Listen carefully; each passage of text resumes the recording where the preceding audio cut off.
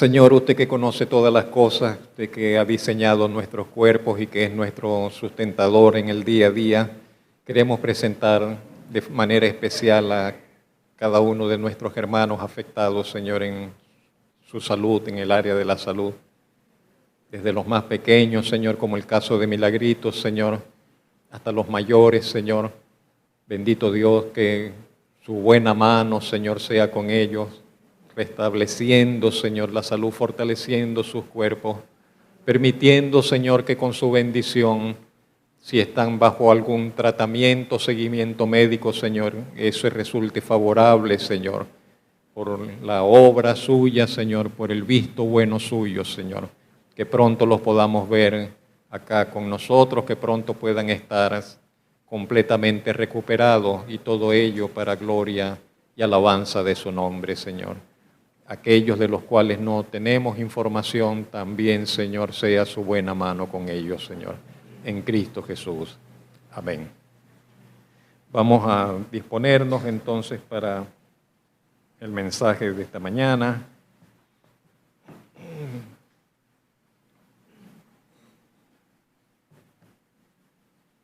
Y vamos a orar. Ahora para centrar nuestra atención en la palabra de Dios. Le hemos exaltado, Señor y Padre nuestro, le hemos alabado, le hemos honrado con nuestra oración, con las expresiones, Señor, de nuestra alabanza, de nuestra devoción, de adoración para con usted. Nos disponemos ahora, Señor, a considerar su palabra, lo que está escrito allí para nosotros, lo que su Espíritu Santo permitió que fuese registrado allí para nuestra edificación. Y pedimos que hoy nos bendiga, Señor, por esa palabra suya, que ilumine nuestro entendimiento y corazón, que sea útil, eficaz para corregir, para instruir, para prepararnos, como dijo el apóstol Pablo, para las obras que tenemos que hacer, para la vida que tenemos que llevar, para el testimonio que tenemos que dar como hijos suyos, como luz en este mundo, como sal, Señor, de esta tierra, para que seamos la iglesia que usted quiere que seamos y para que a nivel personal e individual seamos el tipo de creyente que usted desea de nosotros, el tipo de hijos que usted quiere ver en nosotros. Se lo pedimos en nombre de aquel que se entregó por nosotros, que nos compró a precio de su sangre, en Cristo Jesús. Amén. Hoy vamos a estar hablando, continuar en la segunda carta del apóstol Pablo a la iglesia de Tesalónica, y vamos a estar considerando la venida del Señor y la apostasía. Ese es el título del mensaje. La venida del Señor y la apostasía. Es la temática con la que nos encontraremos en este segundo capítulo, ¿no? Cuando nosotros comenzamos a considerar el capítulo 2, cuando usted lee de corrido el capítulo 1 y pasa al capítulo 2, usted va a notar sin dificultad que el capítulo 1 termina con un sentido coherente, con un sentido de acabado. Venía desarrollando algo y pam, pam, pam, pam, y terminó de decir lo que estaba expresando. Y el capítulo 2 abre dirigiendo el mensaje, dirigiendo sus palabras hacia otro lugar.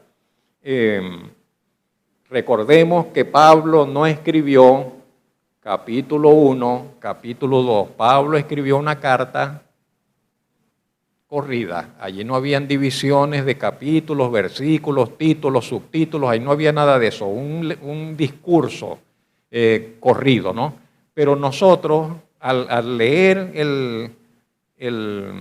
el material, a ver la temática que él está desarrollando, podemos hacer esas separaciones, poder ver esas divisiones. Bueno, el apóstol de aquí a acá habló sobre esto, y a partir de acá comenzó a hablar de esto, y a partir de acá comenzó a hablar de esto, y podemos hacer esas divisiones a fines de estudio, a fines de analizar más en detalle lo que él estaba expresando.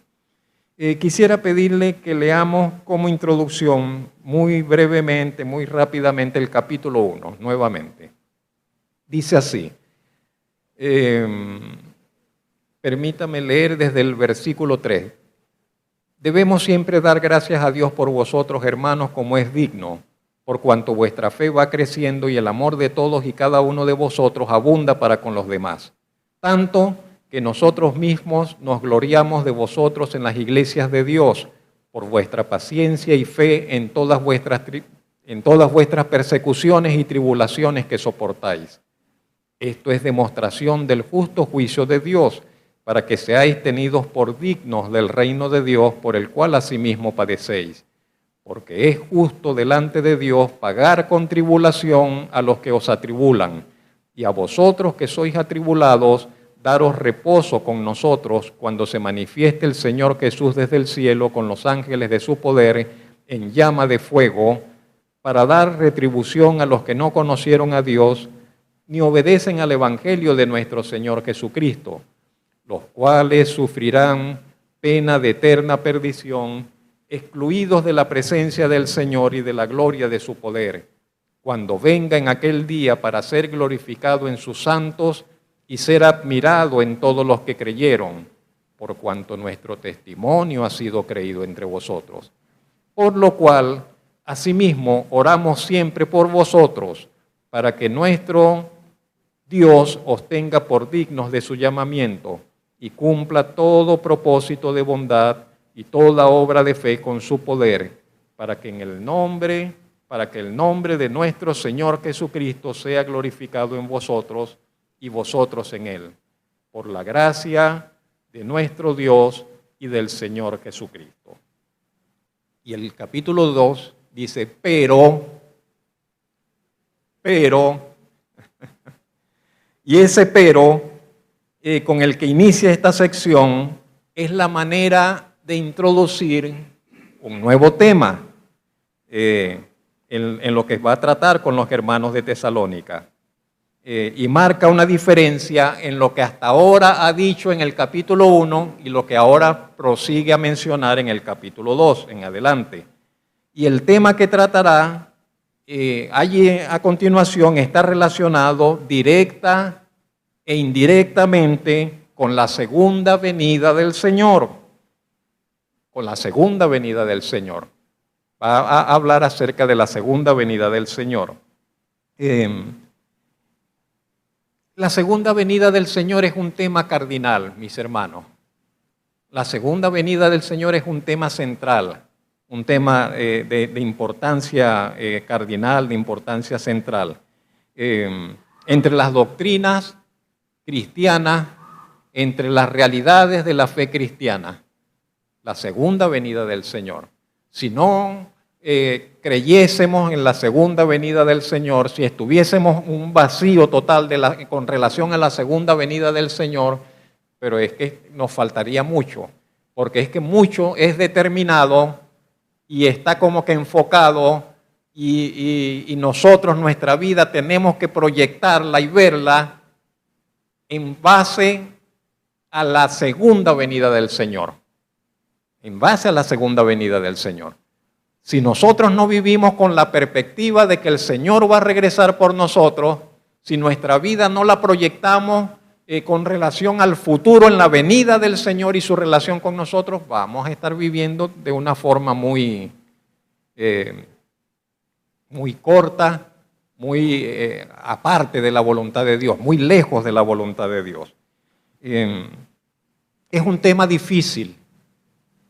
Hablar de la segunda venida del Señor Jesucristo, la segunda venida del Señor Jesucristo es un tema difícil, porque según nos lo muestra la palabra de Dios, es un tema que está enmarcado en los tiempos finales, comenzando por allí.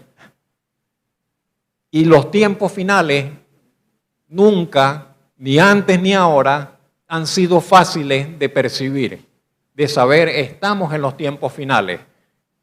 Nosotros hoy quizás pensamos así, pero los hermanos que nos precedieron en los siglos anteriores también pensaron así, que estaban en los tiempos finales.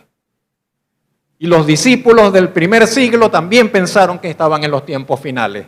Entonces, los tiempos finales es algo muy difícil de percibir. Por eso hace difícil el tema de la segunda venida de Cristo, de nuestro Señor. No son fáciles de percibir, no son fáciles de comprender los tiempos finales. No es fácil saber cómo es que se darán, cómo es que sucederán, qué características tendrán esos tiempos finales en detalle. Pero lo cierto es que la palabra de Dios habla acerca de esos tiempos. La palabra de Dios, allí sí no podemos negociar nada con relación a eso, la palabra de Dios habla sobre los tiempos finales. Y utiliza esa expresión, los tiempos finales, los tiempos del fin. Eso no lo estamos inventando nosotros, eso no lo han inventado los teólogos, eso está en la palabra de Dios. No está en la pantalla, pero si está tomando nota, o luego con el audio, con el mensaje allí del audio de la página web, Daniel 8, 17 al 18, Daniel 12, 4 y 9, Mateo capítulo 13, versos 39 al 40, Mateo 24, versos 3 y 14, Primera de Corintios 15, 24, Primera de Pedro 4, 7. Todos esos pasajes hablan acerca de los tiempos del fin. Y del regreso del Señor también habla la palabra de Dios. También nos presenta la Biblia sin duda y con toda claridad, el regreso del Señor Jesucristo. Habla acerca del regreso, de la segunda venida del Señor Jesucristo.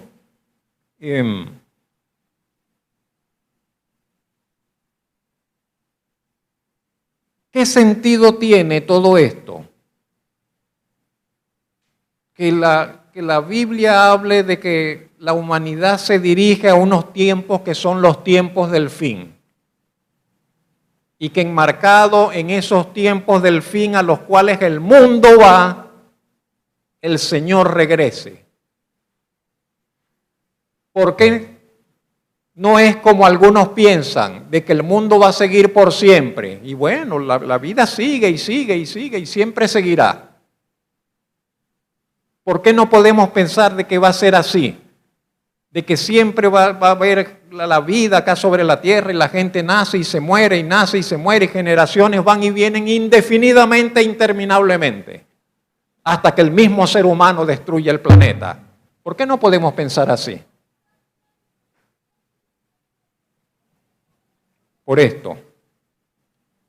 No podemos pensar así por esto. Por la revelación de Dios que tenemos acá. Por la revelación que el Dios nos ha dejado con relación a que la tierra y sus habitantes, el mundo y sus habitantes, la humanidad, responde a un proyecto de Dios. El mundo no está acá por casualidad, el ser humano no está en este mundo por casualidad, por asuntos de azar, sino por un proyecto determinado de Dios. Y ese proyecto tuvo un inicio, está en un desarrollo, tuvo un punto culminante cuando el Señor Jesucristo, el Verbo de Dios, se encarnó y vino y se entregó por nosotros. Y ese proyecto va a terminar, va a culminar en el regreso del Señor Jesucristo y le pondrá fin a toda la historia humana. ¿Ves? Entonces, por eso tiene que ser de esa forma. Hay un proyecto de parte de Dios que está allí en curso. Y al final de ese proyecto, en el final de ese proyecto, Dios, nuestro Dios, el Dios Todopoderoso, y únicamente Él será glorificado y honrado en toda la tierra. y por todas sus criaturas, y por todos los seres pensantes y con voluntad y con capacidad de decisión. Todos, absolutamente todos los seres humanos, todos los seres pensantes le rendirán adoración y vivirán eternamente regocijándose en Él.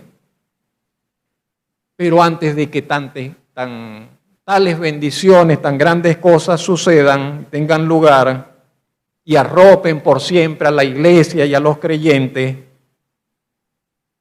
y se cumpla en la vida de los que sufren por causa de su fe, las preciosísimas palabras de Apocalipsis 21:4, tampoco está en la presentación, permítame leerle.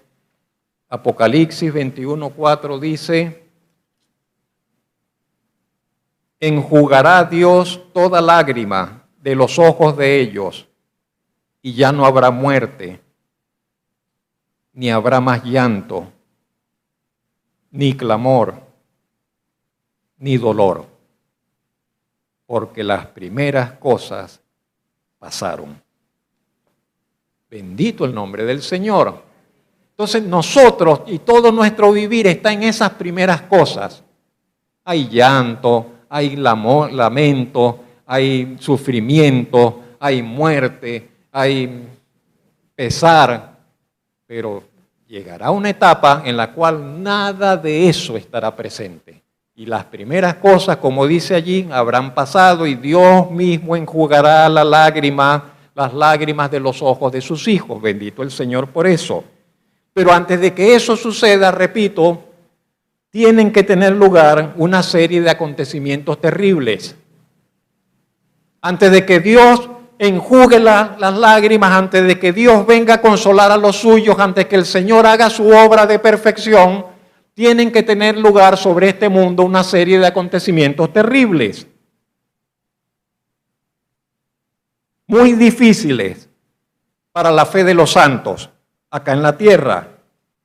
Acontecimientos que son un insulto descarado, un insulto perverso hasta lo indecible contra Dios y su Santo Hijo, así como para el mismo Espíritu Santo de Dios. Parte de eso es lo que el apóstol Pablo va a tocar en los versículos que nos vamos a encontrar más adelante. Parte de eso, de esa situación, de esa condición, de esa...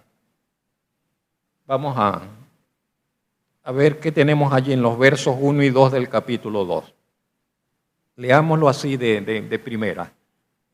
El apóstol dice: pero, que ya lo hablamos, con respecto a la venida de nuestro Señor Jesucristo y nuestra reunión con Él, os rogamos, hermanos, que no os dejéis mover fácilmente de vuestro modo de pensar, ni os conturbéis, ni por espíritu, ni por palabra, ni por carta como si fuera nuestra, en el sentido de que el día del Señor está cerca. Vamos a detenernos allí.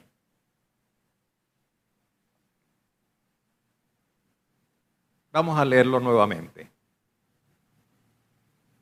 Pero con respecto a la venida de nuestro Señor Jesucristo y nuestra reunión con Él, os rogamos, hermanos, que no os dejéis mover fácilmente de vuestro modo de pensar, ni os conturbéis, ni por espíritu, ni por palabra, ni por carta como si fuera nuestra, en el sentido de que el día del Señor está cerca.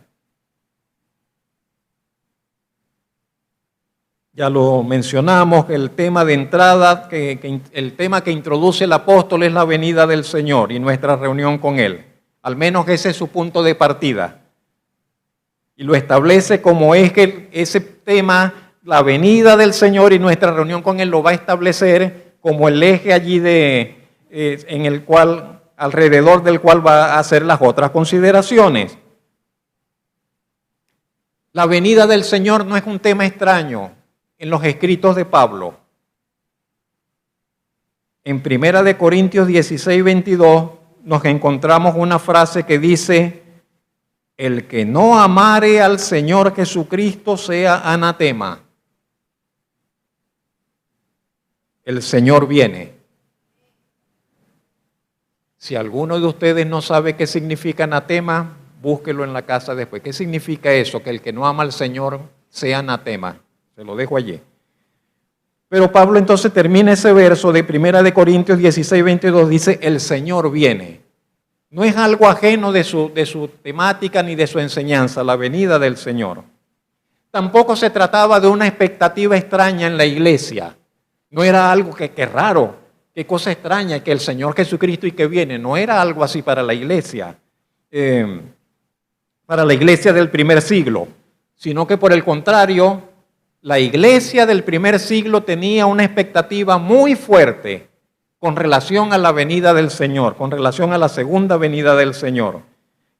Una expectativa muy fresca. Estamos hablando de que el apóstol Pablo está escribiendo a los hermanos en el año 50, 51. El Señor Jesucristo murió en el año 30, 30 y algo. Ellos hacen apenas 20 años, ellos están con la expectativa, así como se fue, pronto va a regresar. Esa es la expectativa que tienen. Recordemos que cuando estaban todos mirando al Señor ascendiendo y que se ocultó en las nubes, se aparecieron dos ángeles que le dijeron a algunos de los que estaban allí, varones galileos, ¿qué hacen ustedes mirando hacia el cielo? Este mismo Jesús, dice así el texto bíblico, que ha sido tomado de vosotros al cielo, así vendrá como lo habéis visto ir al cielo. De manera que la expectativa de ellos era muy fuerte, muy que puede venir, yo creo que va a venir, ¿ves? De manera que esa expectativa era bastante natural. Yo digo, quizás nosotros nos parezcamos a ellos. En ese sentido, quizás nosotros nos parezcamos a esos hermanos en ese sentido, o quizás no. Yo no sé qué tipo de cristiano es usted en ese sentido, de que si usted piensa de que el Señor puede regresar pronto, o usted nunca piensa en eso, no lo sé. Todo depende de si es bueno o malo, depende de cuáles son las razones por las cuales usted piensa lo que piensa con relación a ese tema. Todo depende de cuáles son las razones. Lo cierto es que el Señor regresará nuevamente. Lo cierto es que el Señor regresará nuevamente. No importa lo que haga la humanidad, no importa lo que haga la tecnología, no importa dónde vaya la economía, no importa nada de ese aspecto humano. El Señor regresará nuevamente.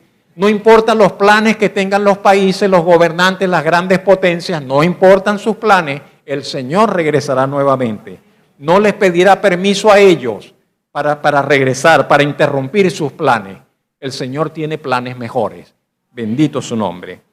El Señor regresará por segunda vez y nosotros, los que le hemos reconocido como Señor, los que le hemos reconocido como Señor y dueño de nuestras vidas,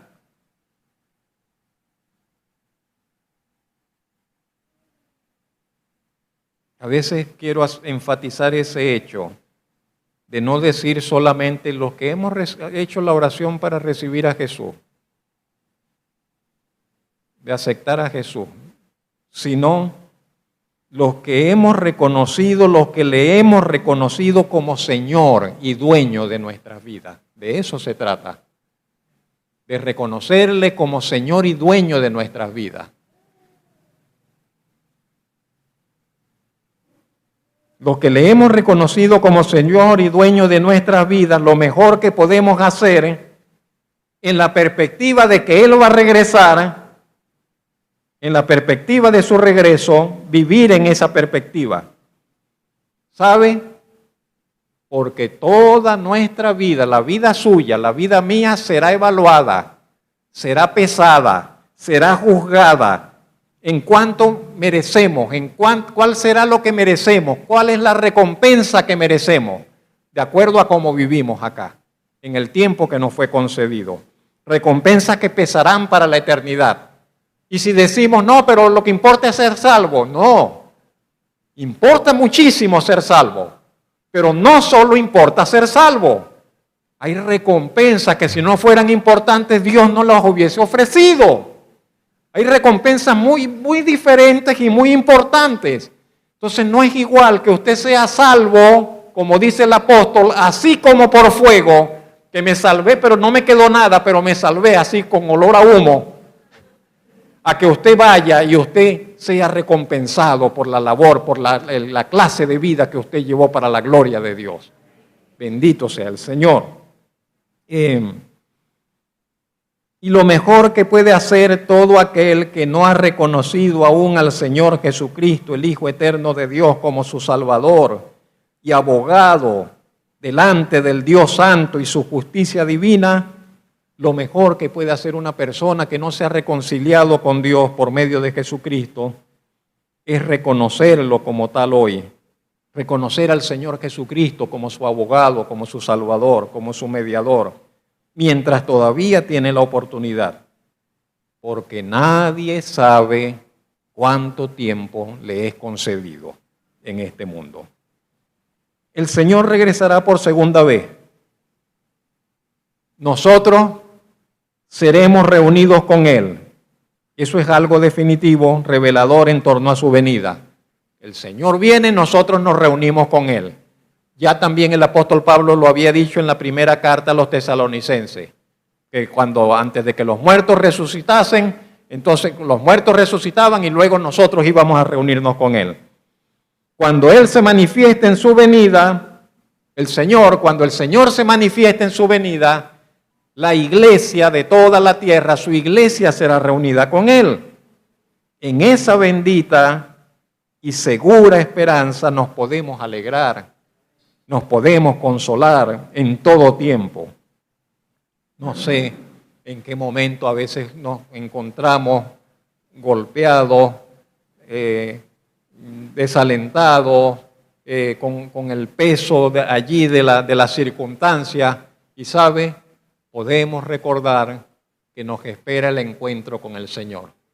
Podemos recordar que vamos a ser levantados con el Señor, a estar con el Señor y dar gloria a Dios por ello. Ahora, el apóstol pasa inmediatamente a recordar a los hermanos algo que tienen que tener presente, como vemos allí. Y es algo que ellos debían recordar porque el mismo apóstol Pablo se los había enseñado. Creo que es en Eclesiastés, que dice que las palabras del predicador son como aguijones allí sobre el corazón, algo así. Mi mayor deseo sería que usted que me escucha no se olvide de lo que intento comunicarle. Que lo tenga presente, que se le quede en su pensamiento, que afecte su vida, que usted cambie su forma de vivir. Que usted cambie su forma de vivir. Mi mayor sentido de fracaso será que usted siga siendo la misma persona y que yo estoy acá semana tras semana y usted sigue pensando igual y usted sigue siendo la misma persona. Terrible, terrible. El apóstol Pablo le había enseñado a estos hermanos ya acerca de esto y nuevamente tiene que volver a hablarles sobre este tema, sobre esta temática. Ellos habían retenido parte de la enseñanza, pero otra parte de la enseñanza se les había olvidado. O quizás la habían mezclado con otras cosas. Bueno, Pablo nos dejó esto y lo que Pablo les dio lo mezclaron con otras ideas. No lo sabemos, pero algo raro pasó así. Algo raro pasó allí. La verdad tiene una característica. La verdad es perfecta en sí misma. La verdad, para que permanezca siendo verdad, tiene que permanecer completa y perfecta en sí misma. Cuando la verdad se mezcla con otras cosas ajenas a ella, pierde su esencia de verdad. ¿Sí me voy explicando? Cuando ya la verdad comenzamos a mezclarla con otras cosas, pierde pureza, es como el oro no sé qué ejemplo colocarle, el oro de tantos quilates, de una que dice, no, eso es puro, puro. Pero también la Biblia dice que es así. En el Salmo 12:6 dice, las palabras del Señor son palabras limpias, como plata refinada en horno de tierra purificada 7 veces. Entonces dice, tal pureza hay acá, pero aquí, en la palabra de Dios. Pero si yo comienzo a mezclar la palabra de Dios con filosofía, con pensamientos humanos, con la moda, con el pensamiento moderno, con los gustos personales míos, ya deja de ser la palabra de Dios.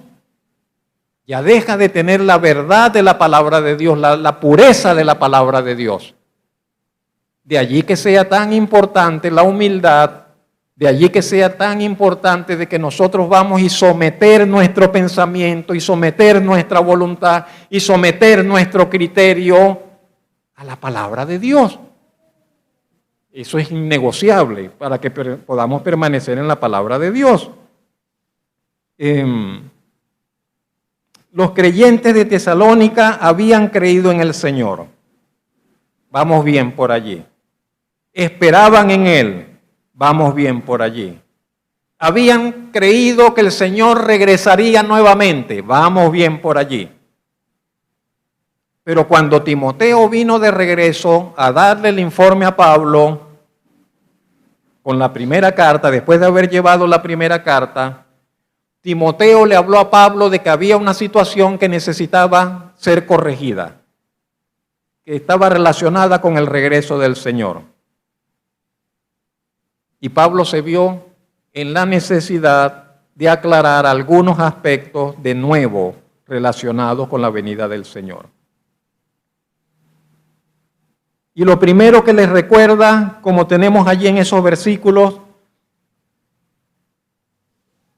es que tienen que cuidarse de que nadie les engañe en relación a este hecho de la venida del Señor.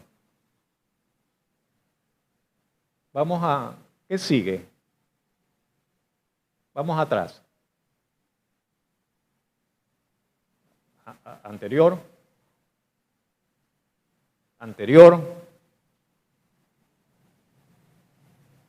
Al final de la segunda línea, Pablo lo presenta como un ruego. No le dice, os ordenamos, que en otro momento, en otro lugar, con otras situaciones da una orden, pero acá le presenta esto como un ruego a los hermanos. Os rogamos. Les presenta como un ruego que no se dejen mover de lo que aprendieron con él, haciendo caso de supuestos espíritus, de palabras de algunos o por cartas falsas que inclusive recibieran de ellos. Vamos adelante, por favor, con la presentación. Quedémonos allí. Pablo les dice, disculpen que estoy un poco, antes de esa, ¿cuál está? Dos hacia adelante. No hacia atrás, hacia adelante. Hay una que dice, que no os dejéis mover fácilmente de vuestro modo de pensar. Esa de allí, por favor. Pablo le dice que no os dejéis, os rogamos que no os dejéis mover fácilmente de vuestro modo de pensar.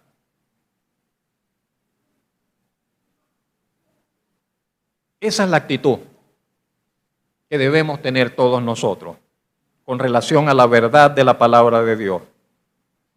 Esa es la posición y actitud que nos es necesaria en todo lo que en verdad nos enseña con claridad la palabra de Dios.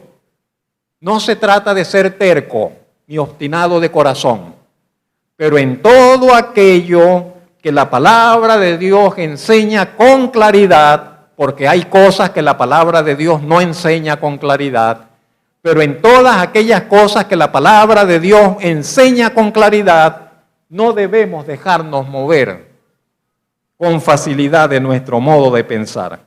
Tenemos que estar arraigados, bien firmes, bien abrazados allí en torno a esas verdades centrales y claras de la palabra de Dios.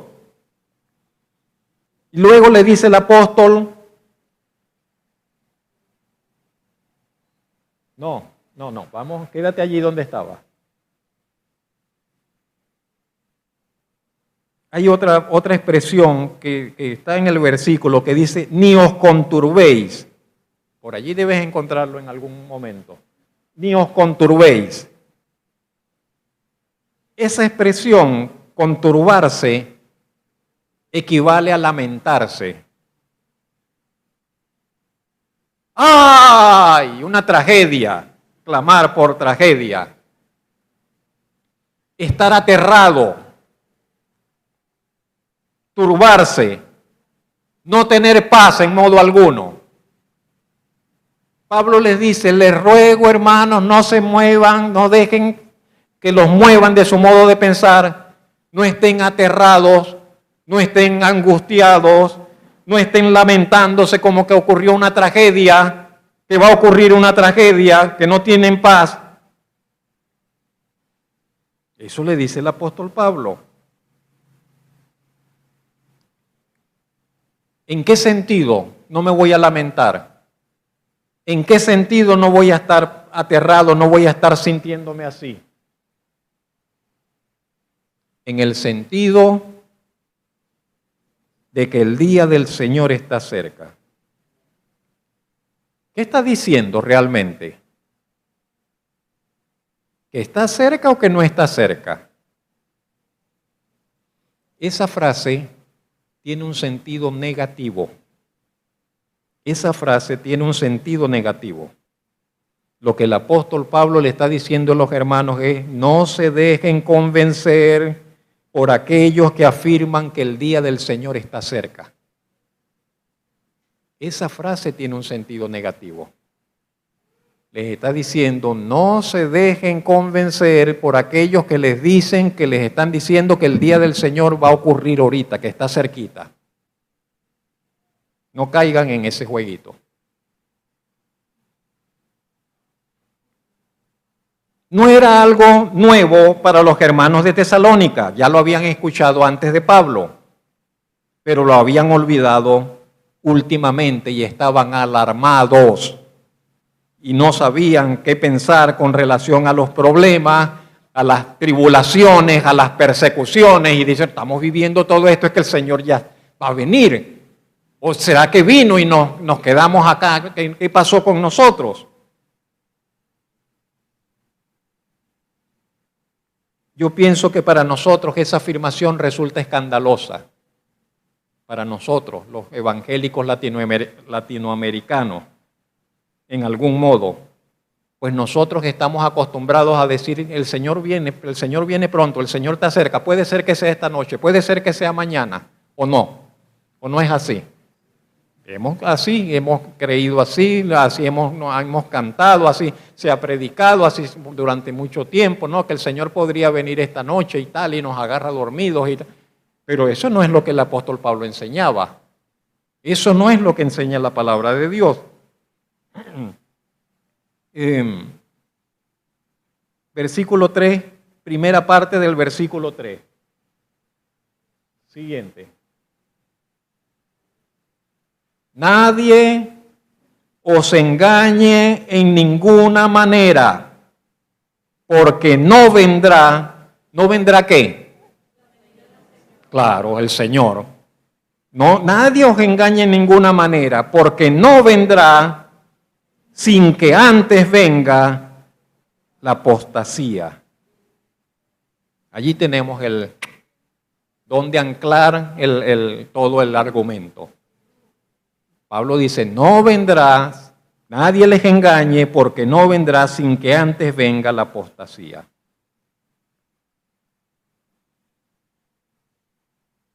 Quizás Lucas tampoco había escrito su evangelio. Recordemos que Lucas escribió un evangelio. Lucas era compañero de ministerio con Pablo y es muy probable que para esa fecha Lucas todavía no ha escrito su evangelio. ¿Por qué menciono a Lucas? Porque en Lucas capítulo 21, versos 8 al 21, está registrado el discurso del Señor Jesucristo, donde el mismo Señor Jesucristo le dice a los discípulos, cuando a ustedes les digan que está cerca, no le crean. Y van a venir muchos diciendo y haciendo y dicen, no les crean. primero tienen que pasar esto, y tragedias, y no sé qué más, y terremotos, y tal, y tal, y tal, y tal. Y después de eso es que va a ser.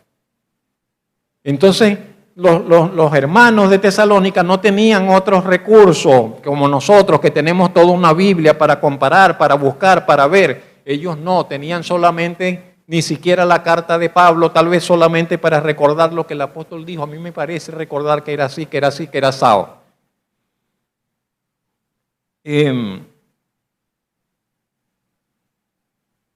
Sea como sea, no solo ellos estaban equivocados con relación a esto, también nosotros en diversos momentos podemos encontrarnos pensando cosas erradas, mis hermanos, con relación a los asuntos de nuestro vivir. Estos hermanos estaban pensando cosas equivocadas con relación a la venida del Señor. Y el apóstol les exhorta a que nadie, en absoluto, nadie les engañe de ninguna manera, sea quien sea. Y procede a presentarles la clave.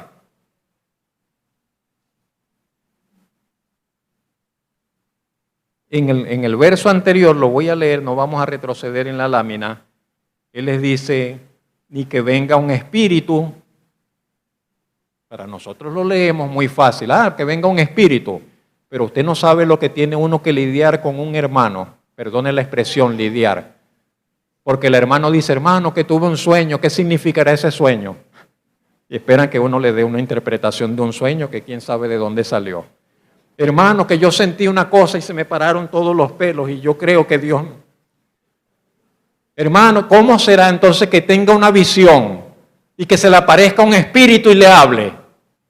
Hermano, deje de escuchar espíritus, agarre la palabra de Dios y pase tiempo con la palabra de Dios. Entonces Pablo le dice a estos hermanos, miren, no hagan caso de nadie, de ninguna persona, que es esto, que es aquello, que es pastor, que es predicador, que es apóstol, que es lo que sea, no le hagan caso. A ningún espíritu, no le hagan caso a ningún espíritu.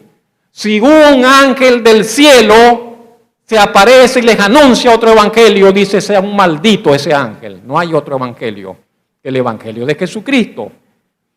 Que llega una carta firmada por Pablo, una pseudocarta, supuestamente escrita por Pablo. No le hagan caso.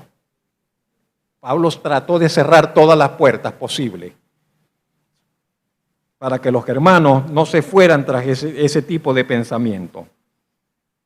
Primero tiene que venir la apostasía. ¿Qué significa la apostasía? ¿Qué significa esa palabra tan particular? La palabra apostasía significa apartarse, abandonar, desertar. Cuando se dice alguien apostató, es que alguien abandonó, que alguien desertó, que alguien se apartó, tiró la toalla. Pero eso no es todo. Ese no es todo el significado de la palabra apostasía. La palabra apostasía también contiene la idea de rebelión. La palabra apostasía tiene encierra la idea de rebelión activa. Y en este caso, todo eso relacionado para con Dios. Apartarse de Dios, abandonar a Dios, desertar a Dios y rebelarse contra Dios y su autoridad, rebelarse contra Dios. Es cierto, en todas las épocas de la iglesia, determinado número de personas que aparentemente estaban caminando con el Señor se han apartado.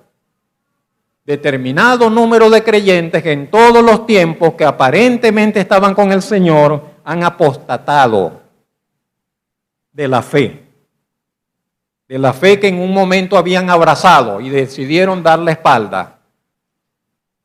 Demas, dice el apóstol Pablo, me ha abandonado. Después que trabajaba con Pablo en el ministerio, dice, Demas prefirió el mundo. Amando más al mundo, me abandonó, apostató de la fe. Por mencionar a alguien que se me ocurre en este momento. Hasta de los mismos compañeros de Pablo sucedieron casos de apostasía. Personas que han desertado de los caminos del Evangelio y muchos de ellos para nunca más regresar.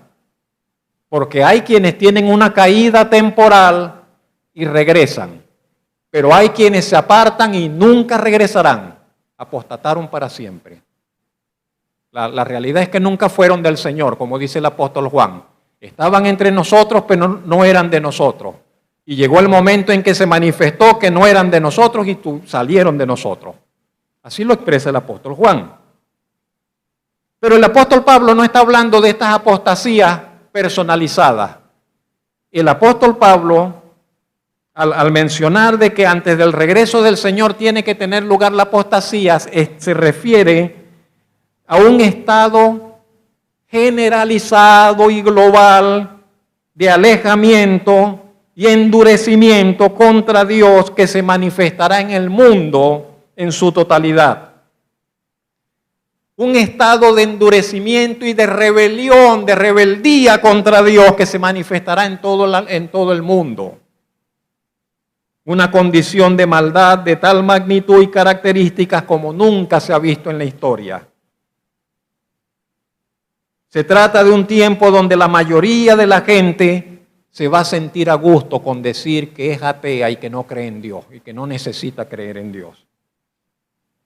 Y no solo eso, sino que van a perseguir y atacar agresivamente toda forma de expresión de fe en Dios. ¿No ha visto usted algo de eso ya? ¿No lo ha notado que ya estamos viendo cosas semejantes, gérmenes de eso en distintos lugares, en distintos espacios? Esta revuelta agresiva y definitiva contra Dios que tendrá lugar en los tiempos finales antes de que el Señor regrese, el apóstol Pablo la llama la apostasía. Y esa apostasía preparará el camino para que se manifieste antes del Señor, para que se manifieste el anticristo, el hombre de pecado, tema que vamos a abordar la próxima semana, no hoy. ¿Dónde estamos nosotros? ¿Sabe? Las imágenes, tenemos unas fotografías por allí. ¿Sabe? Para nosotros para la cristiandad, fue un momento de nacimiento, de luz, de una gloria, una maravilla. Cuando en la Edad Media Lutero se levanta y comienza la Reforma, y hay ese avivamiento, tremendo avivamiento, y nace el protestantismo, y de allí venimos nosotros, los protestantes, evangélicos, como nos quieran llamar, y nos apartamos de la idolatría de Roma y de todo eso, y volvimos a la palabra, la sola escritura, la sola escritura, la sola escritura. Y entonces ser luterano, ser protestante era sinónimo de pureza, de verdad, de santidad, de integridad. Pero ¿sabe cuáles son los tiempos que estamos viviendo? Ponme las fotos, por favor. La imagen.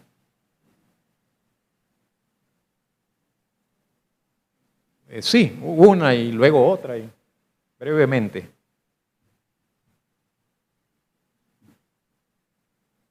Eso es en una iglesia. Bueno, es que ¿cómo decir que es una iglesia?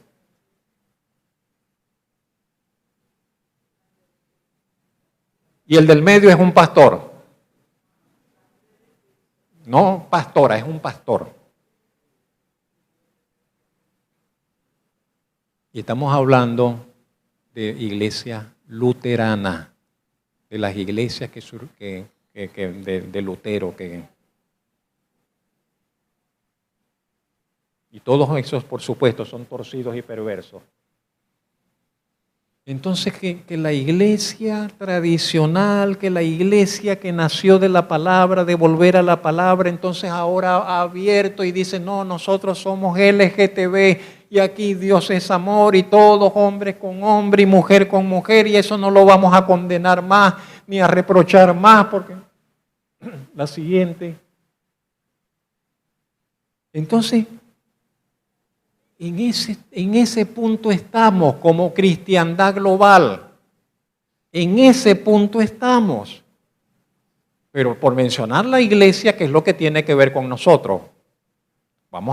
Podríamos mencionar las universidades, podríamos mencionar los sistemas educativos, podríamos mencionar las políticas de los gobiernos, podríamos mencionar la supuesta cultura, todo el mundo, todo está, y hubo de repente como un frenado allí y algunos están tratando de reaccionar, de ponerle, pero está latente todo del movimiento de arropar y barrer todo esto, con su inmundicia y con todo ello. Algunos piensan todo eso tendrá que ver también con el hombre aquel que vendrá, el hijo de perdición, que dice uno de los textos bíblicos, del amor de las mujeres no hará caso. Y unos piensan ese hombre va a ser homosexual. No lo sé, en fin. Ahora nosotros, quítalo por favor. Ahora bien, nosotros que esperamos y anhelamos el regreso de nuestro Señor y Rey, nosotros tenemos que saber y tener presente que este mundo está cada vez más urgido de nuestro mensaje y testimonio. Este mundo está más urgido cada vez de nuestro mensaje, de tu mensaje y de tu testimonio. No basta solamente con que tú seas un buen trabajador, un buen estudiante, un buen vecino. Tienes que testificar del Evangelio. Este mundo necesita escuchar nuestro Evangelio, las buenas nuevas de salvación, la abundancia de las tragedias que nos rodean, que vemos sin cesar por los distintos medios de comunicación, de información, no hacen más que mostrar la ausencia de Dios. La ausencia de Dios en la vida de las personas, la ausencia de conocer el verdadero significado y propósito de la vida, que se encuentra, usted lo sabe, en Dios y su Evangelio como eje central. Un propósito que va de eternidad a eternidad, porque no se trata de que yo voy a pasar mi vida aquí en la iglesia. No, es que estamos hablando de la eternidad. No importa cuántos años vivimos acá. No importa si usted llega a los 60 o no pasa de los 60. Proyecta su vida, puede proyectar su vida a la eternidad con Dios.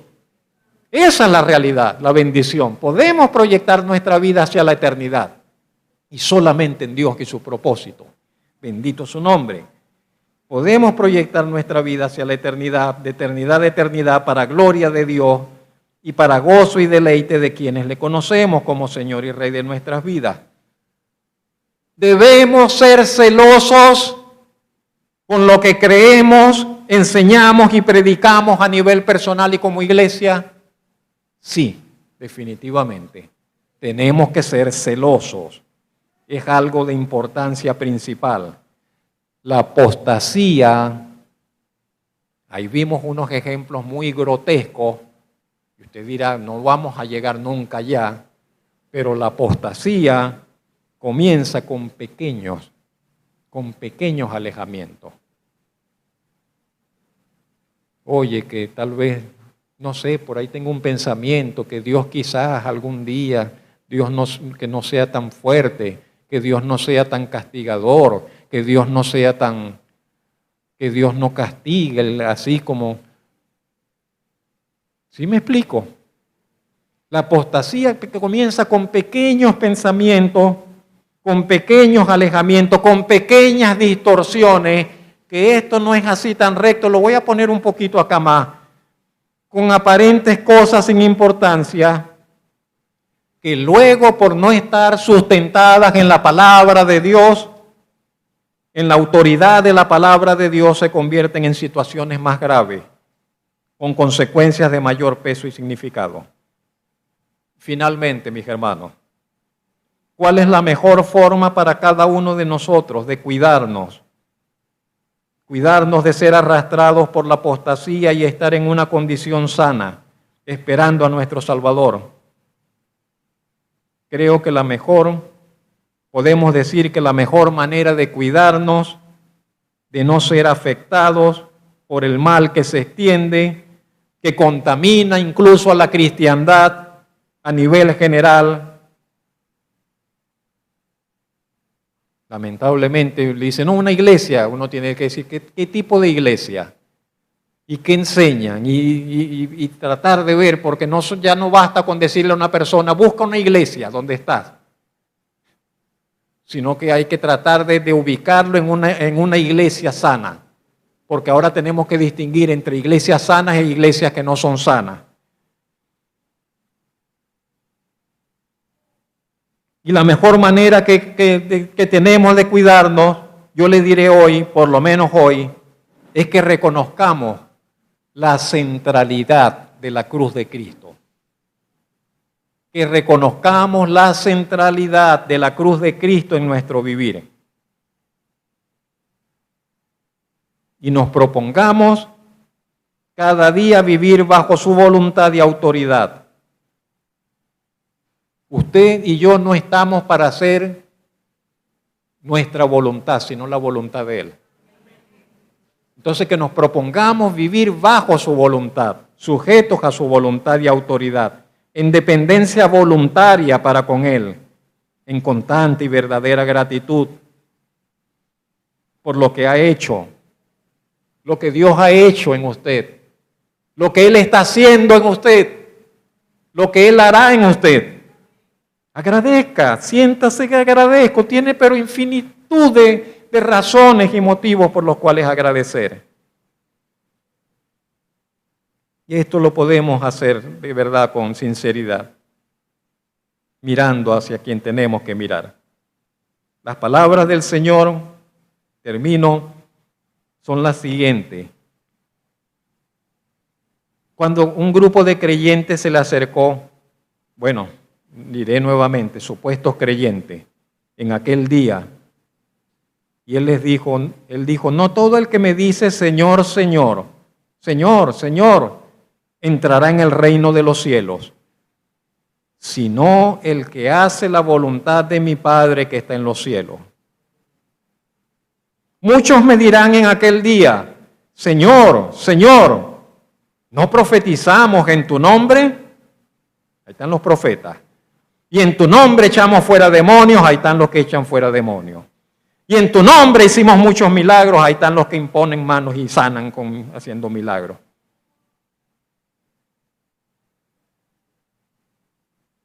Y entonces le declararé, nunca os conocí. Apartaos de mí, hacedores de maldad. Terrible. Yo no sé si es que vivían engañados o es que pretendían engañar al Señor. Está fácil que engañen al Señor.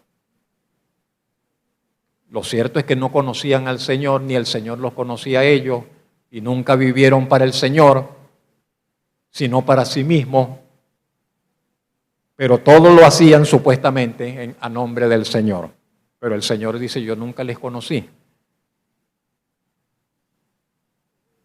Que el Señor Jesucristo y nuestro celo y fidelidad nos libre de estar en semejante grupo apóstata en su venida.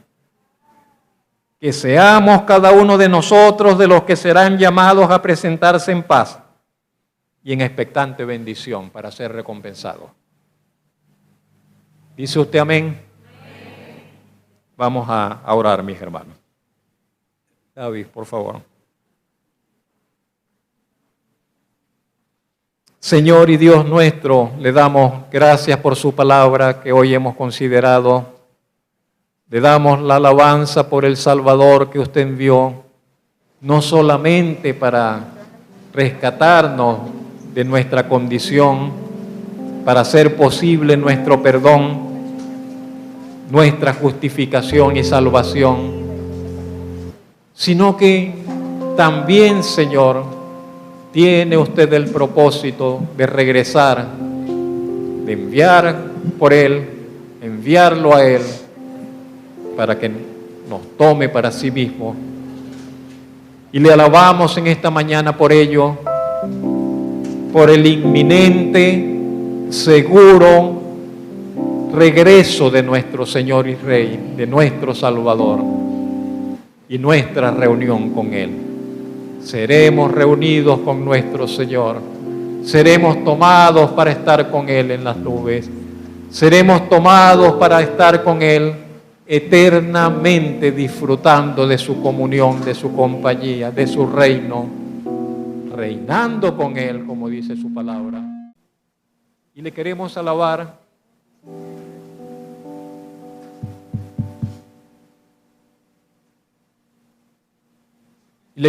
alabar y darle las gracias por la expectativa que nos espera, que está delante de nosotros,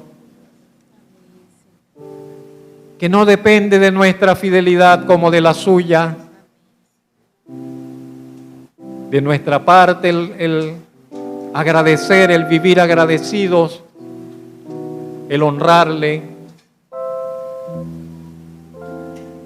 el buscar de alguna manera, Señor, asegurarnos de que somos suyos, de que le pertenecemos, de que queremos conocerle, amarle, servirle. Que nuestra vida, Señor, transcurra en usted. Descubrir y comprobar que su voluntad es buena, agradable y perfecta. Que lo mejor que podemos hacer es vivir honrándole, exaltándole, reconociendo su señorío sobre nuestras vidas, viviendo apartados del mal, cerrando oportunidades al pecado, al maligno. Que no haya lugar de entrada, Señor, ni puerta abierta en nuestra vida, guardando nuestros pensamientos y corazones, para que así, Señor,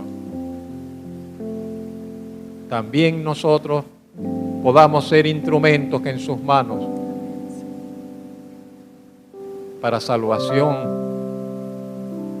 para testimonio, para proclamar su amor, su evangelio,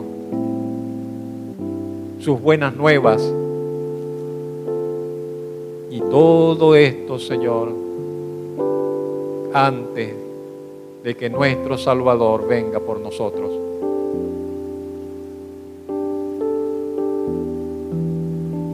Líbrenos, guárdenos de apartarnos